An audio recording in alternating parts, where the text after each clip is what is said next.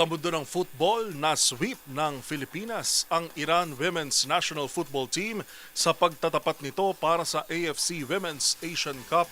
Dahil dito kasalukuyang nasa ikatlong pwesto ang Nationals sa group stage at may tsansa pa sa knockout round. Ang mga detalye sa report ni Matchpoint, Millie Borja.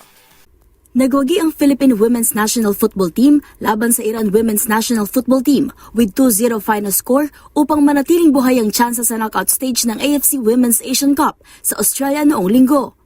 Dahil sa panalo, nagtapos ang Pilipinas sa ikatlong pwesto sa Group A na may 1-0-2 record sa likod ng South Korea Women's National Football Team at host na Australia Women's National Football Team.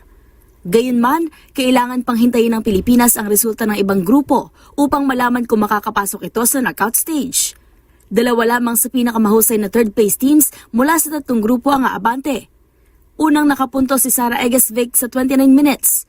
Muntik nang hindi bilangin ng goal, ngunit pinagtibay ito matapos ang review, kaya nagkaroon ng labangang Pilipinas ng 1-0 sa halftime. Dinoble naman ni Chandler McDaniel ang kalamangan sa 82 minutes upang tuluyang maselyuhan ang panalo ng Pilipinas laban sa Iran. May isa pang goal ang Pilipinas na hindi binilang sa huling bahagi ng laban matapos ang review. Para sa MBC TV Network News, ito si Millie Borja ng DZRH TV, una sa Pilipinas, una sa Pilipino.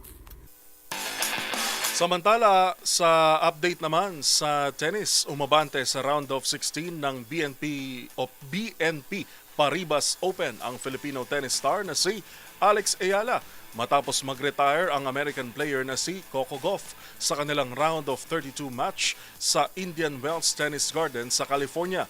Nakuha ni Ayala ang 6-0, 2-0 na panalo kasunod ng pag-atras ni Gauff sa ikalawang laro ng second set dahil sa inindang injury sa kaliwang braso.